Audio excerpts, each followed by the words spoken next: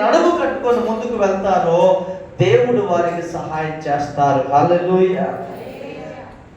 మరలా చెప్తున్నా, క్రైస్తవ జీవితం అంటే పూలబాట కాదు, అది కొంచెం ఇరుకైన బాట. ప్రభు ఏమన్నాడండి? 7వ అధ్యాయం మత్తయి సువార్త ఒకసారి చూడండి. ఇది నా టాపిక్ కాదు, కానీ కొన్ని విషయాలు మీకు జ్ఞాపకం చేసి నేను దేవుని వాక్యంలోనికి వెళ్ళాలని ఆశపడుచున్నాను. ఇవి మనకు అవసరమై ఉన్నది. మత్తయి సువార్త 7వ అధ్యాయము 13వ వచనం. ఇరుకు ద్వారమున ప్రవేశించుడి, నాశనమునకు పోవు ద్వారము వెడల్పును, ఆ దారి విశాలమున ఉన్నది, దాని ద్వారా ప్రవేశించువారు అనేకులు. జీవమునకు పోవు ద్వారము ఇరుకును, ఆ దారి సంకుచితమునై ఉన్నది, దాన్ని కనుగొని వారు కొందరే. వామ్మో, ఒకసారి ఆలోచించండి. ఇది దేవుడు చెప్పుచున్న మాట. దేవుని బిడ్డలారా, చాలా సీరియస్గా తీసుకోండి మాటలు. 2 దారులు దేవుడు మన ఎదుట పెట్టాడు. ఒకటేమో ఇరుకు దారి, ఇంకొకటేమో విశాలమైంది. చెప్పాలండి, ఒకటేమో ఇరుకు దారి లేదా ఇరుకు ద్వారము, ఇంకొక ద్వారము విశాలం, వెడల్పే. మీరు చెప్పండి, సహజంగా కష్టాన్ని మనం కోరుకుంటామా, సుఖాన్ని మనం కోరుకుంటామా? మానవులుగా సుఖాన్ని కోరుకుంటాం. అందుకనే మన జీవితాలు అలా నిలిచిపోతాయండి. నిజం. మోషే ఎబ్రీయులకు రాసిన పత్రికలో 11వ అధ్యాయంలో ఉంటుందండి.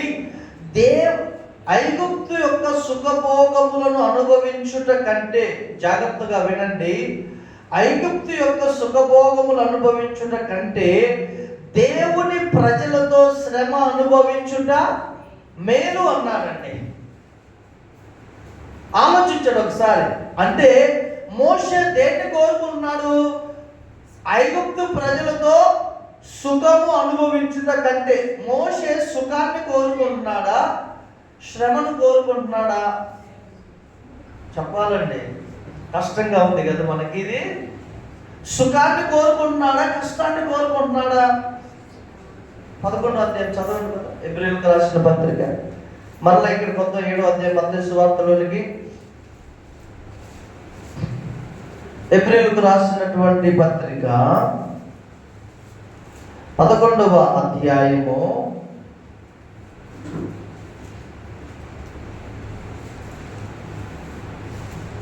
24వ వచనం. మోషే విశ్వాసమును బట్టి ఐగుప్తు ధనము కంటే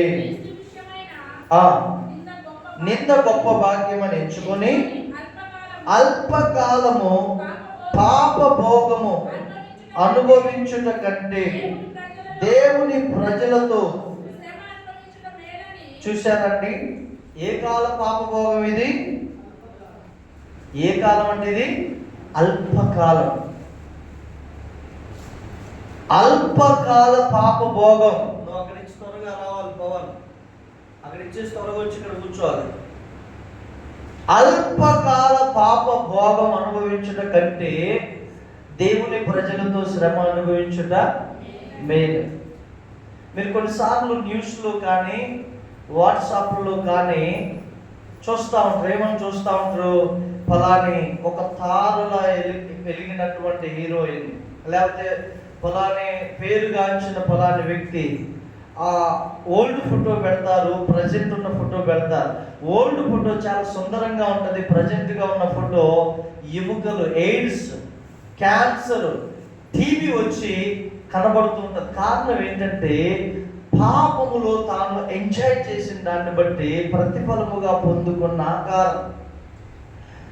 మోషే అంటున్నాడు, అల్పకాల పాప భోగం నాకు వద్దు, అది అల్పకాలమే, కానీ పొందబోయే బహుమానం నిత్య జీవం అది చాలా ఉన్నతమైనది, యుగ యుగాలు ఉండేది.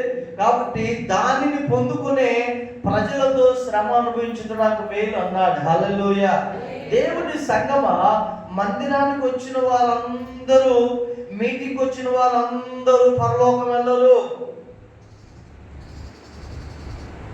అదేంటి పాస్టర్ గారు మీరు అలా చెప్తారంటే, ఎవరైతే వారి హృదయములో యేసుక్రీస్తుని అనుసరించాలి, వెంబడించాలని ఒక దృఢ నిశ్చయం చేసుకొని ఉంటారో వారు మాత్రం దేవుని రాజ్యంలో ప్రవేశిస్తారు. హల్లెలూయా. ఇక్కడ ప్రభు ఏమన్నారు? మరలా చదవండి 11వ వచనం. ఇరుకు ద్వారమున ప్రవేశించుడి, నాశనమునకు పోవు ద్వారము ఎలా ఉందంటది? వాళ్ళ ఇష్టం అండి, వాళ్ళ ఇష్టం. ఇంకా వాళ్ళు ఏమి చేసినా ఎవ్వరూ అడగలేరు. నాశనానికి పోచున్న వారు వారి ఇష్టం వచ్చినట్లు చేస్తున్నారు. తాగొచ్చు, తినొచ్చు, వ్యభిచారం చేయొచ్చు, చేరత్వం చేయొచ్చు, దొంగతనం చేయొచ్చు, ఒకరిని చంపొచ్చు, జైలుకి వెళ్ళొచ్చు. ఏమిటంటే నా జీవితం నా ఇష్టం. అది నాశనమునకు పో ద్వారం వెడల్పోయింది. అందులో సమస్తము ఉంటుంది, అందులో సమస్త ఆనందం ఉంటుంది, క్షణికమైన ఆనందం, క్షణికమైన సంతోషం ఉంటుంది. కానీ నిత్యుడకు తండ్రి అక్కడ ఉండడు. అబద్ధానికి తండ్రి అక్కడ ఉంటాడు, సాతానుడు. కింద 14వ వచనం చూస్తే, ఆ దారి విశాలమైన దాని ద్వారా ప్రవేశించి వారు అనేకులు.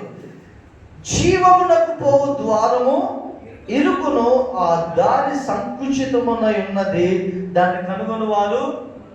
అది ఇరుకంట ఆ దారి, ఆ ద్వారం, ఆ దారి ఇరుకు, చాలా ఇరుకు. అది సంకుచితమై ఉన్నదంట. సంకుచితం అంటే ఏదో జాగ్రత్తగా, ఇటు పోతే ఇది తగులుద్ది, ఇటు పోతే ఇది తగులుద్ది, రాళ్ళు ఉంటాయి, జాగ్రత్తగా జాగ్రత్తగా జాగ్రత్తగా వెళ్ళాలి. కానీ ఇది ఎక్కడికి దారి తీస్తుంది? జీవమునకు. చేతులెత్తి స్తోత్రం చెబుతాను. హల్లెలూయా. దేవుని సంగమా, దేవుడు కోరుకునే స్థానము లేదా దేవుడు కోరుకునేటటువంటి జీవిత మనుషులను చేదయంటే ఈ ఇరుకు ద్వారాలను ప్రవేశించాలనేది. పాస్టర్ గారు మేము ప్రార్థన చేయడం ప్రారంభించినప్పటి నుంచి శ్రమలు వస్తున్నాయి. ఏదో ఒక నష్టం, ఆర్థికమైన నష్టం. అంతకుముందు చర్చికే రాకపోయేది. అసలు 3 పూలు 6 కాయలు పాస్టర్ గారు. ఎప్పుడైతే మందిరానికి వచ్చామో, ఎప్పుడైతే భక్తిలో ఎదగాలనుకుంటున్నామో, ఒకదాని తర్వాత ఒకటి, ఒకదాని తర్వాత ఒకదాని తర్వాత, ఇవన్నీ ఏమనుకుంటున్నారు? మీరు కొనసాగింపబడేది నిత్య జీవ మార్గంలోనే. కానీ ఆ దారి ఎలా ఉంది? సంకుచితం. ఎలా ఉందంట? ఇరుకుగా ఉంది, సంకుచితంగా ఉంది. మరి బాబు, ఈ దారిలో నేను నడవలేను, విశాలమైన దారి వెళ్దాం, ఎందుకులే ఈ ప్రార్థన కీర్తన అంతా, ఎందుకులే మనం ఏదో నామకార్థంగా ఉన్నా, ఇంత హైలైట్గా ఉంటే ఏదో ఇన్ని శ్రమలు వస్తున్నాయి అని కొన్ని లక్షల మంది దేవుని జీవ మార్గాన్ని విడిచి విశాల మార్గాన్ని ఎంచుకున్న వారు ఉన్నారండి. కానీ ఈ నిత్య జీవ మార్గాన్ని కనుగొనేవారు కొందరే. వారు శ్రమైన, నిందైన, హింసైన, అవమానమైన, కరువైన, సాతానుడు ఎంత అనేకమైన ఆటంకాలు, అనేకమైన నష్టాలు కలిగించి వెనక్కి లాగిన యోబు వలె వీళ్ళు ముందుకే వెళ్తారు కానీ వెనక్కి వెళ్ళరండి. హల్లెలూయా. యోబుకి ఎన్ని శ్రమలండి! ఎంత ఆస్తిపరుడు యోబు! 3000 గొర్రెలు, 3000 మేకలు, 500 జతల ఎడ్లు, గాడిదలు, 1000 గాడిదలు, ఆడుగాడిదలు ఉన్నాయి. ఈ అంత సంపద కలిగిన యోబు తన 10 మంది పిల్లలు అంత కోల్పోయినా ఆఖరిగా ఏమనట్ల దేవుణ్ణి. ఇంత కోల్పోయినా ఏమనట్ల. చివరికి తన శరీరంలో పుండ్లు, గజ్జి, కురుపులు, చిల్లపెంకులతో గీక్కొని ఎముకలు బయటపడ్డాయి. మొత్తం గీక్కొని ఎముకలు, ఆ రక్తాలు కారి ఎముకలు బయటపడినా దేవుణ్ణి స్తుతిస్తున్నాడు. నువ్వు ఇచ్చావు, నేను తీసుకున్నావు, నీకే మహిమ. ఇలా కాదని యోబు భార్యనే సాతానుడు ప్రేరేపించాడు. ఈమె ద్వారానైనా కృంగదిద్దాడు. సంగమ జాగ్రత్తగా గుర్తుపెట్టుకోండి, సాతానుడు బయట అంత ప్రయత్నం చేస్తాడు నిన్ను కృంగదీయడానికి. బయట విధాలుగా ప్రయత్నం చేస్తాడు. ఆర్థికంగా, అనేకమైన మనుషుల ద్వారా, అనేకమైన రోగాల ద్వారా, నువ్వు కృంగలేదనుకో, నువ్వు వెనక్కి తిరగలేదనుకో, చివరికి నీ ఇంట్లో నీ భార్యను నీ భర్తను వాడుకుంటారు. ఫైనల్ నీ భార్య ద్వారానైనా నిన్ను కృంగదీస్తాడు, నీ భర్త ద్వారానైనా నిన్ను కృంగదీస్తాడు. ఏంటి? నువ్వు దేవుడి నుంచి దూరం అవ్వటానికి, ఈ జీవ మార్గంలో నుంచి దూరం అవ్వటానికి. అక్కడ కనుక నువ్వు యోబు వలె నిలబడితే, కొంతమంది ఆహాబు వలె వెనక్కి వెళ్ళిపోతారండి. అహాబ్ భార్య ఏం చేసింది? యెజెబెలు, అహాబు ఇదిగో నాబోతుని చంపేసే, ఇదిగో నేను ఉన్నా కదా అతను ఆస్తి తీసుకుంటే, అహాబు నాబోతుని చంపడానికి ప్లాన్ చేసి రాజుగా ఉండి ఏం చేశాడు తెలుసా అండి? తన సర్వాన్ని కోల్పోయాడు భార్య మాట విని. అక్కడ రాయబడింది, భార్య మాట విని భ్రష్టుడైన అహాబు వంటి వాడు ఇంకోడు లేడని ఉంది. దేవుని సంగమా, సాతానుడు ఆఖరిగా ప్రయోగించే బాణం ఏంటో తెలుసా? మన కుటుంబీకులని లేవనెత్తుతాడు మనకు విరోధంగా. మన భార్యని, మన భర్తనే విరోధంగా లేవనెత్తి ఏ విధముగానైనా కృంగదీస్తాడు. వారు కావాలని చేస్తారా అంటే లేదు, వారు కావాలని చెయ్యరు. అపవాది వారిని ఆ విధంగా వాడుకుంటారు. దుష్టుడు వారిని ఆ విధంగా వాడుకు. అందుకనే ఈ దినాన్ని చూడండి, క్రైస్తవులు చాలా మంది సరైన భక్తి చేయలేరు, సరైన ఆత్మీయ జీవితం ఉండదు. ఈ యొక్క ఇరుకు మార్గంలో ప్రవేశించడానికి అంతగా ఇష్టపడరు. ఒకవేళ ప్రవేశించడం కొంత దూరం వెళ్ళి ఏమండి అవి కష్టంగా అనిపించి మరలా విశాల మార్గాన్ని వెన్నుకుంటారు. ప్రస్తుతానికి మన సంఘంలో అది నడుపుతుంది. దేవుడు మనందరికీ గొప్ప జయం అనుగ్రహించును గాక. హల్లెలూయా. దేవుడు సహాయం చేస్తాడండి. దానిని కనుక మనం కనుగొంటే, ఈ ఉద్దేశాన్ని ఇక్కడ ఏమన్నాడు చదవండి బ్రదర్, ఆఖరి లైన్ చదవండి, 14 వచ్చిన, దాన్ని కనుగొని వారు కొందరే. అందులో నీవెందుకు ఉండకూడదు, నేనెందుకు ఉండకూడదు? ఆ కొందరిలో మనం ఎందుకు ఉండకూడదండి? ఈ నిత్య జీవ మార్గాన్ని కనుగొనే వారిలో మనం ఎందుకు ఉండకూడదు? హల్లెలూయా. ఒక్క నిమిషం ప్రార్థన చేద్దాం. తండ్రి, ఇరుకు ద్వారములో ప్రవేశించే ఆ కృప నాకు ఇవ్వండి. నాశనమునకు పోయే విశాల మార్గం నాకు వద్దు ప్రభువా. మోషే దేవుని ప్రజలతో శ్రమ అనుభవించడం మేలని సుఖాన్ని వదులుకున్నాడయ్యా, సంతోషాన్ని వదులుకున్నాడు, అధికారాన్ని వదులుకున్నాడయ్యా. అయ్యా, ఈరోజు కూడా తండ్రి మాలో అనేకులు మీ భక్తిని విడిచి లోకంలో కలిసిపోతున్నారయ్యా. పరిశుద్ధతను విడిచి, ప్రార్థనను విడిచి లోక కార్యకలాపాలు వెళ్ళిపోతున్నారయ్యా. చాలా బాధేస్తుంది తండ్రి. జ్ఞాపకం చేసుకోండి ప్రభువా. ఇరుకు ద్వారమున ప్రవేశించే కృపయు అంటారు అనేకులు. ఇంత పన్నదులు పెట్టుకొని ఆదివారం చర్చికి పోకపోతే ఏమైంది? ఒక్క పూట ఇంత బాధ్యతలు పెట్టుకొని పోకపోతే ఏమైంది? మాటలు సాతానుడు పలికించే మనల్ని కృంగదీయడానికి.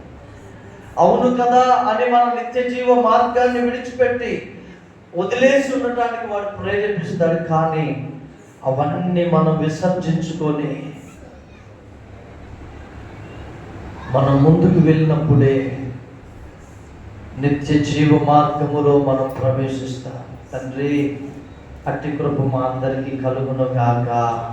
మీరు సహాయం చేసి నడిపించమని యేసు నామములో ప్రార్థిస్తున్నాము తండ్రి. హల్లెలూయా. మంచిది. దేవుని వాక్యంలోనికి మనం వెళ్దాము. యూదా రాసిన పత్రిక, ఈరోజు మనం సమయానికి ముగించుకుందాం. యూదా రాసినటువంటి పత్రిక చూడండి. ఇక్కడ యూదా రాసిన పత్రిక 17వ వచనం నుంచి చదవండి బ్రదర్. అమ్మా 17వ వచనం అమ్మా. అయితే ప్రియులారా, అంత్యకాలమునందు చూశారండి, తమ భక్తిహీనమైన దురాశల చొప్పున నడుచు పరిహాసకులుందురని మన ప్రభు అయిన యేసుక్రీస్తు అపోస్తలులు పూర్వమందు మీతో చెప్పిన మాటలను జ్ఞాపకము చేసుకొనుడి. అట్టివారు ప్రకృతి సంబంధులను ఆత్మ లేని వారునై ఉండి భేదములు కలుగజేయుచున్నారు. చాలు సిస్టర్. యూదా యేసు క్రీస్తు సహోదరుడైనటువంటి యూదా ఇక్కడ చూడండి, ఈయన అంటున్నాడు, ఏమని అంటున్నాడంటే, ప్రియులారా, అంత్యకాలమునందు పరిహాసకులు ఉంటారు. భక్తిహీనమైన దురాశలు చొప్పున నడుచుకునే పరిహాసకులు ఉంటారు. కాబట్టి జాగ్రత్తగా ఉండనని చెప్తున్నాడు. 19వ వచనం చూసినట్లయితే, ఆ పరిహాసకులు అంటే వారు ప్రకృతి సంబంధులను ఆత్మ లేని వారు. భేదములు, ప్రకృతి సంబంధులు అంటే ఒరిజినల్ మీనింగ్. మరి పైన కూర్చోవచ్చు కానీ మీరు ఎందుకంటే ఇబ్బంది పడతారు. కుర్చీలో కూర్చోండి, ఖాళీగా ఉంది. ఎవరైనా కింద కూర్చోలేకపోతే కుర్చీలో కూర్చోండి అన్నమాట. ప్రకృతి సంబంధులు అంటే అర్థం ఏంటి? ఈ లోక సంబంధులు. ప్రకృతి సంబంధులు అంటే అర్థం ఏంటి? ఈ ప్రకృతినే ప్రేమించేవారు, ఈ భూమి మీద ఉన్న వాటి కొరకే దేవుణ్ణి సైతం పక్కన పెట్టేవారు, ఈ భూమి మీద ఉన్నటువంటి సుఖ సంతోషం భోగముల కోసం దేవుణ్ణి కూడా పక్కన పెట్టేవారు. అట్టి వారు ఎవరు? భక్తిహీనులు. ఈ యొక్క అంత్యకాలమందు ఈ రకమైనటువంటి భక్తిహీనులు ఎలా ఉంటారంట? ప్రకృతి సంబంధులు. రెండోది ఆత్మ లేని వారు. ఎవరంటే వీళ్ళు? ఆత్మ లేని వారు. ప్రభు వాక్యం సెలవిస్తుంది, ఆత్మ లేనివాడు నా వాడు కాదు. రోమీలకు రాసిన పత్రికలో ఉంటుందండి, ఆత్మ లేనివాడు నా వాడు కాదు. దేవుని వాక్యం స్పష్టంగా తెలియజేస్తుంది. ఇక్కడ వారు, ఈ భక్తిహీనులు ఆత్మ లేని వారుగా ఉంటారు. అంటే పరిశుద్ధాత్మ చేత నడిపింపబడరు, పరిశుద్ధాత్మ దేవునికి లోబడరు. వారు ఏదైతే అనుకుంటారో దాని చొప్పుననే జీవిస్తారు. కానీ పరిశుద్ధాత్మ ప్రేరేపణను తీసుకొని ఆయన అధికారం కింద నడిపింపబడాలనేటటువంటి ఇష్టము లేని వారు ఈ ప్రకృతి సంబంధులు, ఆత్మ లేని వారు. మూడవదిగా ఏమంటున్నాడు ఇక్కడంటే, వారు ఏం చేస్తారంట? భేదములు కలుగజేయుచున్నారు. ఒక విశ్వాసికి మరొక విశ్వాసికి మధ్య భేదములు, ఒక సంఘానికి మరొక సంఘానికి మధ్య భేదములు, ఒక కుటుంబానికి మరొక కుటుంబానికి మధ్య భేదములు. ఎవరైతే ఈ భేదములు కల్పించే వారు ఉన్నారో వారు భక్తిహీనులని దేవుని వాక్యం సెలవిస్తుంది. లేనిపోని అన్ని చెప్తా ఉంటుంది. ఏమండి? వీళ్ళ ఉద్దేశం ఏంటంటే వీరిని ఎలాగైనా గొడవ పెట్టించాలి, వీరిని ఎలాగైనా భేదములు కలుగ చేయాలి. అందుకనే చెప్పుడు మాటల్ని మనం లక్ష్య పెట్టకూడదు. ఏ వ్యక్తి అయితే చెప్పుడు మాటలను లక్ష్య పెడతారో వాళ్ళ కుటుంబంలో అగ్ని కురుస్తుందండి. ఏదో చాలా సామెతలు ఉంటాయి కానీ చూచిన దానికంటే చెప్పుడు మాటలు ఎక్కువగా ఏదో చేస్తున్నారు అంటే చాలా దారుణంగా వెళ్ళిపోతుంది. హల్లెలూయా. భేదములు ఊరకనే కలగవండి. కొంతమంది వ్యక్తులు ఆత్మ లేని వారు, ప్రకృతి సంబంధులు భేదములు కల్పిస్తారు. ఒక గ్రూపులుగా డివైడ్ అవుతారు, గ్రూపులుగా ఏర్పడతారు. నువ్వు మన సంఘంలో గ్రూపులుగా ఏర్పడాలి. దేనికి తెలుసా? ప్రార్థన చేయటానికి, పరిచర్య చేయటానికి, వంట ఉండటానికి, సాపులేయటానికి, సువార్త పనిలో వెళ్ళటానికి. హల్లెలూయా. ఎవరి సామర్థ్యము చొప్పున వారు గ్రూపులుగా వెళ్ళాలి, మంచిదే. కానీ భేదములు కల్పించడానికి గ్రూపులుగా మనం ఏర్పడకూడదు, చాలా ప్రమాదం. కింద ఏమంటున్నాను ఇంకా చూడండి, ప్రియులారా మీరు విశ్వసించు 20 వచ్చిన అతి పరిశుద్ధమైన దాని మీద మిమ్మల్ని మీరు కట్టుకొనుచు పరిశుద్ధాత్మలో ప్రార్థన. మీరు చేస్తున్నారంటే పరిశుద్ధాత్మలో ప్రార్థన. ఒకవేళ మీరు పరిశుద్ధాత్మలో ప్రార్థన చేయకపోతే మీరు ఇంకా ఎక్కడో వెనకబడి ఉన్నారు. పరిశుద్ధాత్మలో ప్రార్థన చేయాలి. 6వ అధ్యాయం రోమీయులకు రాసిన పత్రిక 1వ వచనం చదవండి. 6వ అధ్యాయము 1వ వచనం. అలాగైనే మందుము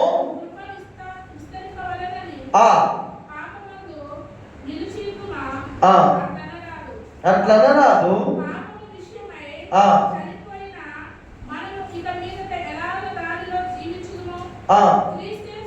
8వ అధ్యాయం 26వ వచనం చూడండి అమ్మా. 8వ అధ్యాయం 26వ వచనం. అటువలే ఆత్మయు మన బలహీనతను చూచి సహాయం చేయుచున్నాడు. ఏలయనగా, జాగ్రత్తగా వినండి, మనము యుక్తముగా ఎలాగూ ప్రార్థన చేయవలెనో మనకు తెలియదు గాని ఉచ్చరింప శక్యము గాని మూలుగులతో ఆ ఆత్మ తానే మన పక్షమున విజ్ఞాపన చేయుచున్నాడు. హల్లెలూయా. ఆత్మ మనకు ఎలా ప్రార్థన చేయాలో పరిశుద్ధాత్ముడు మనకు సహాయం చేస్తాడు.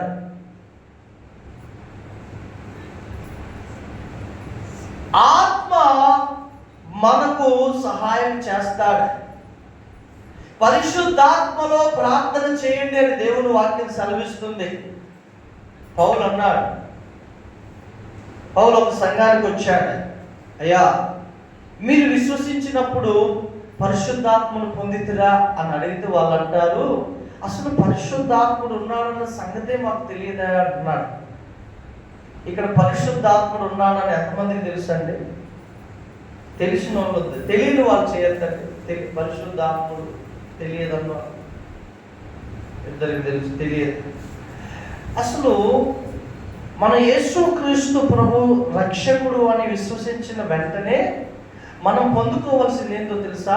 పరిశుద్ధాత్మను పొందుకోవాలి. ఆత్మచేత నింపబడాలి, అన్ని భాషలు మాట్లాడాలి, ఆత్మచేత మనం ప్రార్థన చేయాలి, ఆత్మచేత నడిపింపబడాలి. మరలా చదవండి ఆ మాట. 28వ వచనమా 8 రోమా. ఇందాక చదివిన వచ్చిన చదవండి 20వ వచనమా 26. అటువలే ఆత్మయు మన బలహీనతలను చూచి ఏలయనగా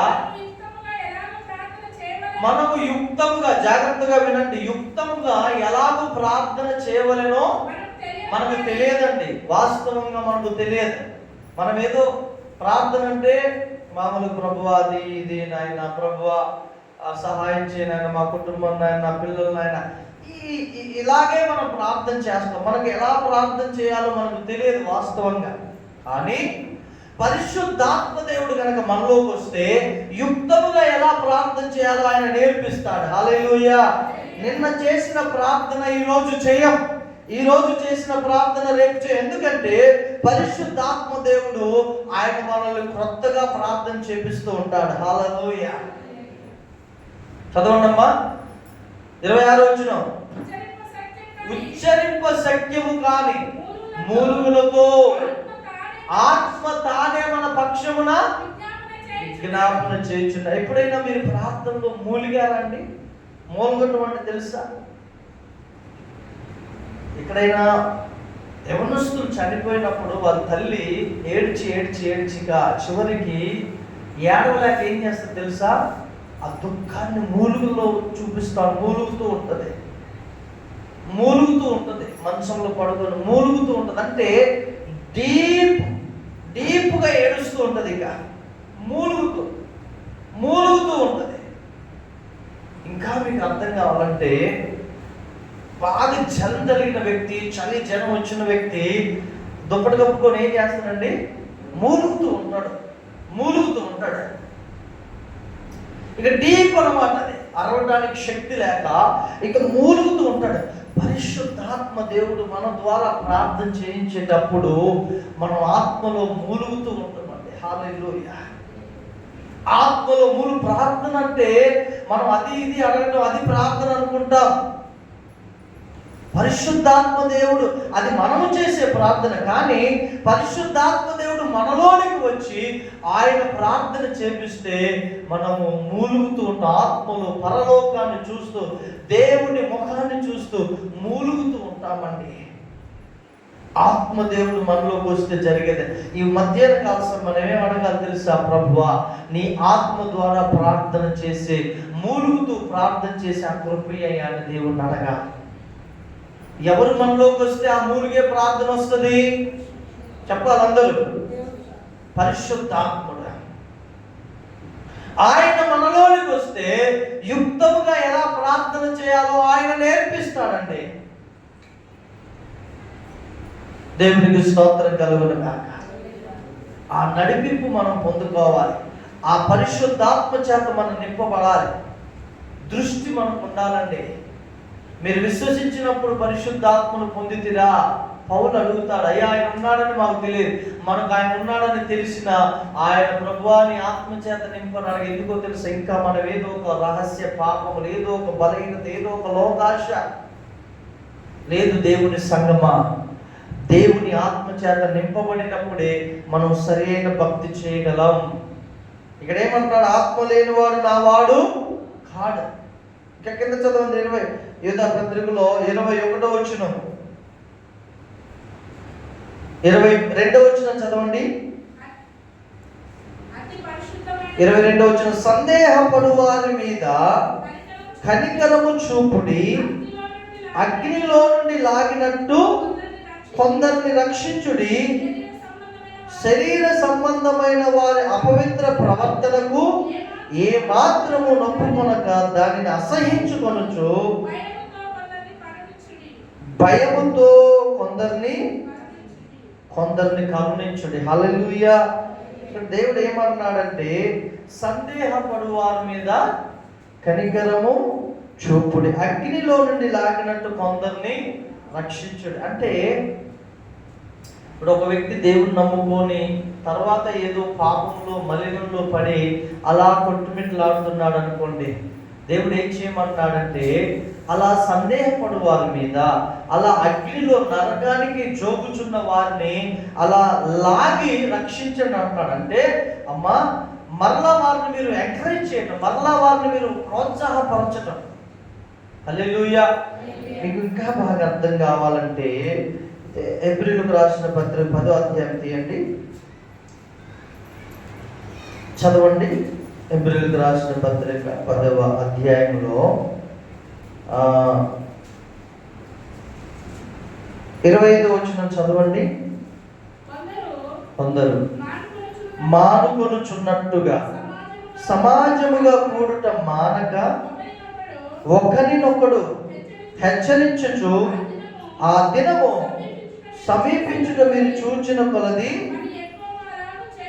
మరీ ఎక్కువగా అలాగు చేయుచు ప్రేమ చూపుటకును సత్కార్యములను చేయుటకును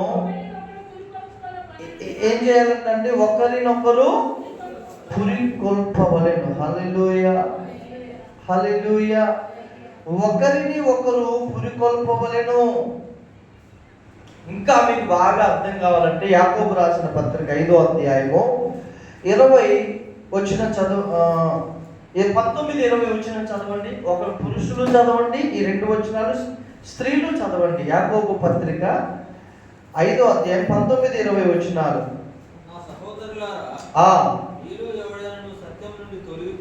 నా సహోదరులారా, ఇది సంఘానికి దేవుడు ఇస్తున్న హెచ్చరిక మాట. మీలో ఎవడైనను సత్యము నుండి తొలగిపోయినప్పుడు మరి ఒకడు అతనిని సత్యమునకు మళ్ళించిన ఎడల పాపిని వాని తప్పు మార్గము నుండి మళ్ళించువాడు మరణము నుండి ఒక ఆత్మను రక్షించి అనేక పాపములను కప్పివేయునని దేవునికి స్తోత్రం. ఇంకొకరు చదవండి 19, 20 వచనాలు. నా వదిలేసారా సిస్టర్? మీలో ఎవడైనను సత్యము నుండి తొలగిపోయినప్పుడు మరి ఒకడు అతనిని సత్యమునకు మళ్ళించిన ఎడల పాపిని వారి తప్పు మార్గము నుండి మళ్ళించువాడు మరణము నుండి యొక్క ఆత్మను రక్షించి అనేక పాపములు కప్పివేయనని. హల్లెలూయా. మనలో కొంతమంది ఉంటాం, వాడు పాపం చేశాడు కదా, వాళ్ళ దగ్గరికి వెళ్ళొద్దు. సిస్టర్, వాళ్ళు చాలా పాపం చేశారు, వాళ్ళ దగ్గరికి వెళ్ళొద్దు, వాళ్ళు పడిపోయారు, వాళ్ళు వస్తే సంఘానికి మలినం అనుకునేవారు లేవండి మనం. కానీ దేవుడు ఏమంటున్నాడు తెలుసా? నా సహోదరుల మీలో ఎవరైనా సత్యము నుండి తొలగిపోయినప్పుడు మరియు కూడా తన సత్యమునకు మళ్ళించిన ఎడల, దేవునికి స్తోత్రం. ఇది మనం బాధ్యతగా తీసుకోవాలండి. ఎందుకు బాధ్యత? ఇప్పుడు ఒక ప్రాంతం నుంచి ఒక నాలుగు కుటుంబాలు వస్తున్నాయి సపోజ్గా. ఆ 2 కుటుంబాల్లో ఎవరికో మనస్పర్ధలు వచ్చి గొడవలు అయినాయి అనుకోండి, ఒకరు రావట్లేదు. ఇంకా ఈ 3 కుటుంబాలు ఎవరైనా కూడా వాళ్ళ గురించి ఏంటంటే గొడవలు ఇప్పుడు ఉంటాయి, రేపు ఉండవు, మళ్ళీ కలుస్తారుగా, దేవునికి దూరం కావద్దు రండి అని ప్రేరేపించే వాళ్ళు ఉంటారా?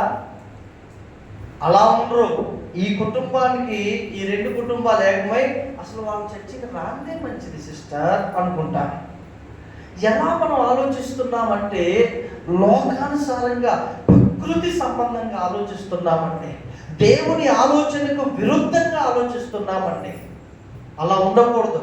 మనలో ఎవరైనా బలహీనులు అయితే, సత్యం నుండి తొలగిపోతే మనల్ని మనం తగ్గించుకొని వెళ్ళి వారిని ఏ విధంగానైనా బలపరిచి ప్రోత్సాహపరిచి మందిరానికి తీసుకొచ్చే వారంగా ఉండాలి. ఇది దేవుడు కోరుకునే సేవ. హల్లెలూయా, హల్లెలూయా. యేసు ప్రభు ఏమన్నాడు తెలుసా అండి? మరలా ఇటుకు వద్దాం, ఈ మాటకు వద్దాం. మరలా నేను మర్చిపోయినా మీరు చెప్పాలి. మత్తయి సువార్త 16వ అధ్యాయం, అంతేనా? 16వ అధ్యాయం మీద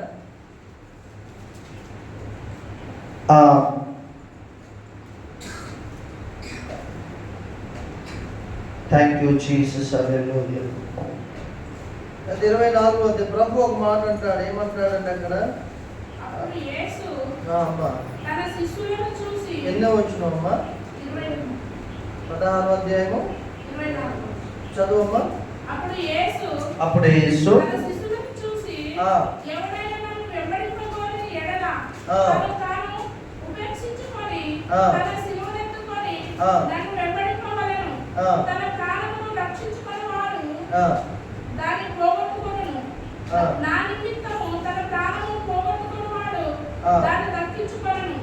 ఓకే. యేసు ప్రభు ఏమంటారంటే ఇక్కడ పేతురుతో అంటాడు, సాతానుడు మిమ్మల్ని గోధుమల వలె జల్లించడానికి ప్రయత్నం చేస్తాడు. అయితే నువ్వు స్థిరపడిన తర్వాత నీ సహోదరులను బలపరుచు అంటాడు. Thank you Jesus. హల్లెలూయా. 16వ అధ్యాయంలోనే ఉందాం, ఒకసారి చూడండి. 26వ అధ్యాయంలో ఉందా? Thank you Father. హల్లెలూయా.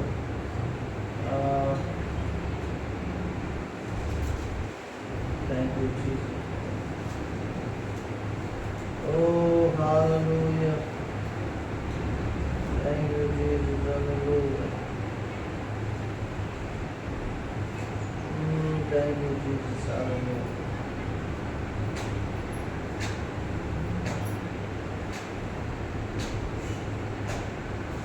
సీమోను,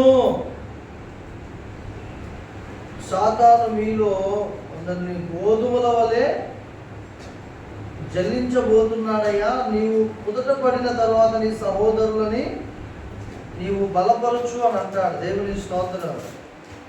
హల్లెలూయా. లూకా సువార్తలో ఉంది ఆ మాట చూడండి. మత్తయి సువార్తలో ఉన్నది ఆ మాట, లూకా సువార్తలో కూడా ఉన్నది. Thank you Jesus. Hallelujah, hallelujah, Holy Spirit. 22వ అధ్యాయం లూకా సువార్త 31వ వచనం చదవండి.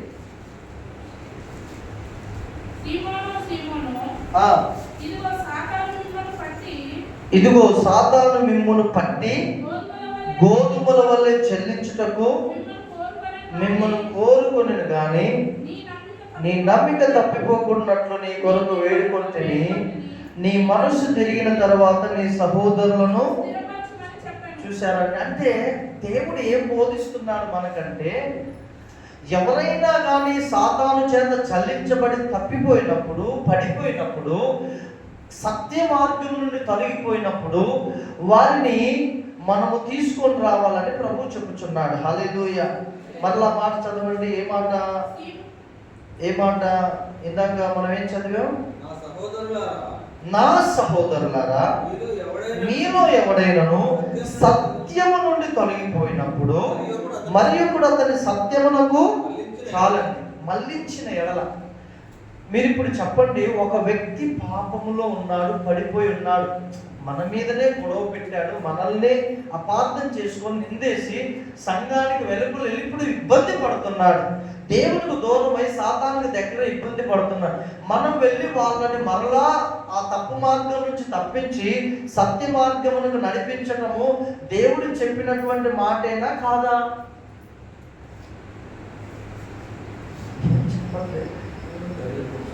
ఏమ్మా మరలా చదవండి బ్రదర్, అర్థం కాదు, అర్థమైందా?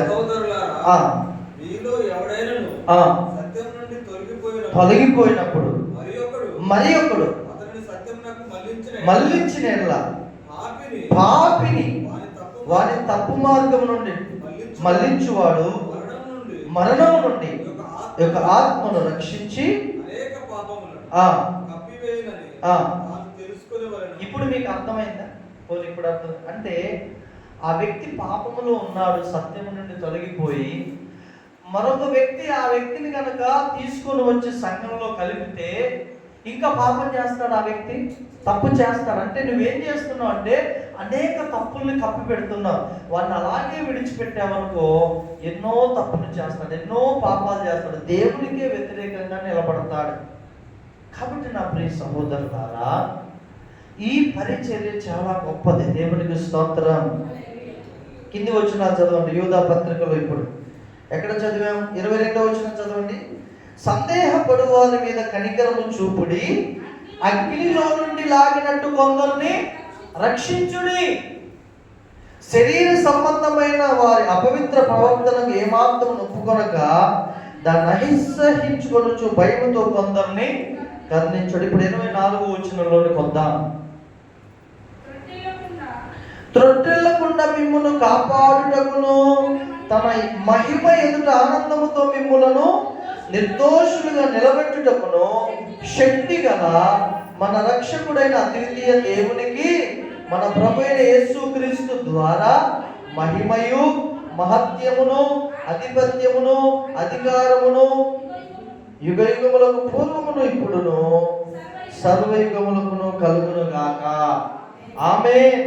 ఏమన్నాడంటే ఇక్కడ, తొట్టిల్లకుండా మిమ్మును కాపాడుటకును ఒకటి, తన మహిమ ఎదుట ఆనందముతో మిమ్మును నిర్దోషులుగా నిలవబెట్టుటకును. హల్లెలూయా. మనల్ని తొట్టిల్లకుండా కాపాడేది ఎవరు? దేవుడే, తండ్రి.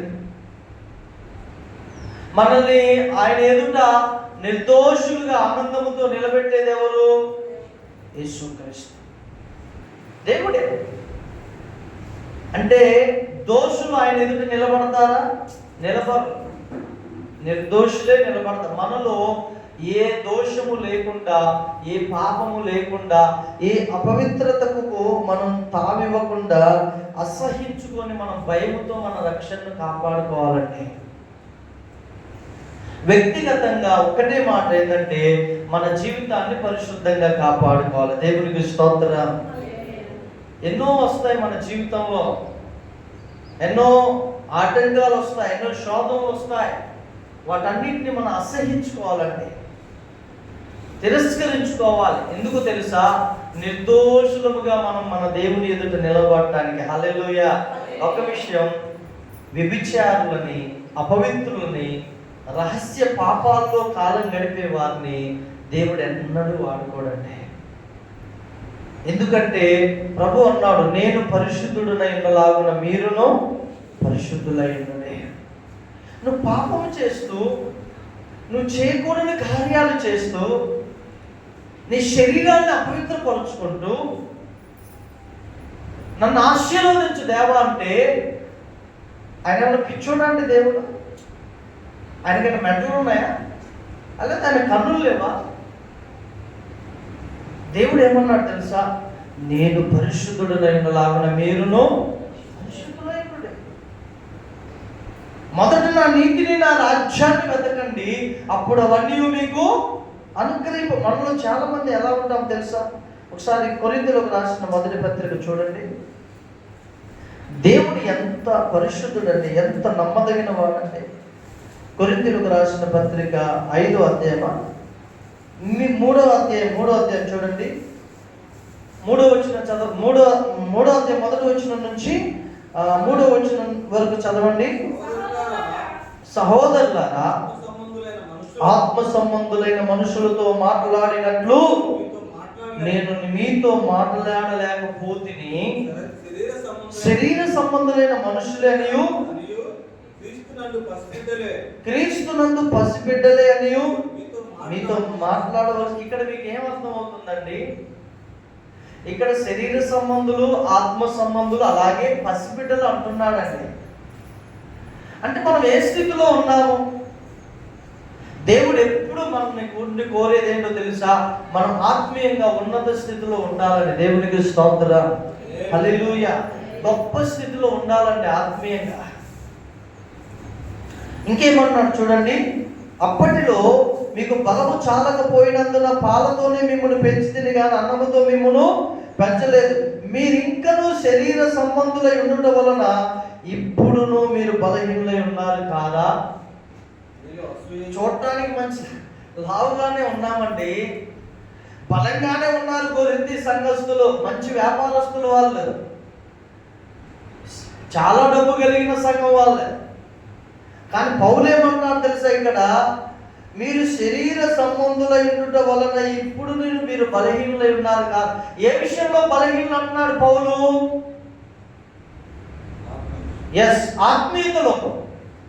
ఆత్మీయతలో బలహీనంగా ఉన్నారంటున్నారు. శరీరానికి చూస్తే పుష్టిగానే ఉన్నారు. దేవుడి సంగమా, దేవుడు ఆయన వచ్చినప్పుడు మనలో ఆత్మీయత కనబడకపోతే మనం విడిచిపెట్టబడతాం. ఆత్మ దేవుడు మనల్ని నడిపించని జీవితం ఉంటే మనం విడిచిపెట్టబడతాం. ఇంకా 3వ వచనం చదవండి. మీలో అసూయయు కలహమును ఉండగా మీరు శరీర సంబంధులై మనుష్య రీతిగా నడుచుకుని వారు. చూసారండి? ఇంకా అసూయ, ఇంకా కలహం, ఒకరంటే ఒకరికి అసూయ, ఒకరంటే ఒకరు కలహం.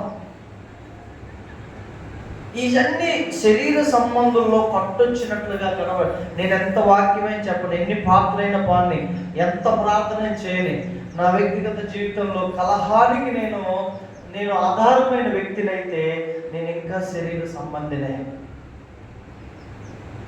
గొడవలకి కారణమైన వ్యక్తినైతే ఇంకా శరీర సంబంధినే, బలహీనురాలనే. దేవుడు ఏమన్నా, మీరు అసూయయు కలహమును ఉండగా మీరు శరీర సంబంధులైన మనుషులను నడుచుకుని వారు కాదా? దేవుని సంగమా, మనం ఒక దినాన దేవుని ఎదుట నిలువబెట్టబడవలసింది ఉంది. నిర్దోషులుగా దేవుని ఎదుట నిలువబెట్టబడవలసిన రోజు ఒకటి ఉంది. దాని కొరకే మనం సిద్ధపరచబడుతున్నాం. దాని కొరకే మన ఇరుకు మార్గంలో ప్రవేశిస్తున్నాం. దాని కొరకే నిందలైన అవమానాలైన అన్నిటిని ఓర్చుకుంటూ దిగమింగుకుంటూ అవమానాన్ని మనం ముందుకెళ్తున్నాం. హల్లెలూయా. 3 రోజుల మీటింగ్లో ఒక అవసరం నిమిత్తం ఒక వ్యక్తి దగ్గరికి వెళ్ళాను. నేను ట్రాక్టర్ కావాలని. ఆ 3 ఉన్నారు, వాళ్ళు తెలిసిన అతనే. ఎంత అవమానపరిచాడంటే చాలా ఏడుపు వచ్చి దుఃఖం వచ్చేసింది. ఎంత సులువుగా, ఎంత చులకనగా, తేలికగా మాట్లాడా. చాలా సీరియస్గా వచ్చేసాను అక్కడికి. ఆ నుంచి వచ్చేసాను, చాలా ఏడ్చాను దేవుని సన్నిధిలో. కానీ దేవుడు ఎంత అవమానం పొందుతామో అంత ఘనతను దేవుడు ఇస్తాడండి. హల్లెలూయా, హల్లెలూయా.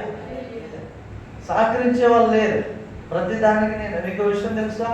మొదటి రోజు మీటింగ్లో నాకు తెలియదు ఏం మర్చిపోయి, నిన్న సిస్టర్ గారు మాట్లాడుతూ, తమ్ముడు నీకు ఎంత తగ్గింపు తమ్ముడు, చీపురు పట్టి స్టేజీ ఊడుస్తున్నావు తమ్ముడు, నేను అది చూసి నేను చాలా తగ్గించుకున్నా తమ్ముడు అంటుంది సిస్టర్ గారు.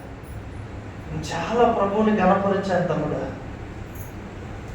కొన్నిసార్లు మనల్ని మనం తగ్గించుకుంటే దేవుడు ఏం చేస్తాడండి? హెచ్చిస్తాడు.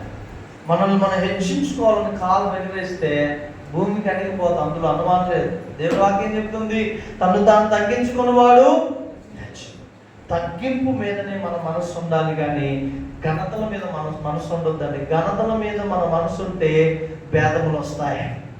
మీ పౌలు ఏమంటాడండి? 11వ అధ్యాయం, ఇదే కొరింథీయులకు రాసిన పత్రిక 11వ అధ్యాయము ప్రతి దానికి 19వ వచనం చదవండి. మీలో యోగ్యులైన వారెవరు కనబడినట్లు మీలో భిన్నాభిప్రాయములు ఉండగా, అవునా కాదా చెప్పండి?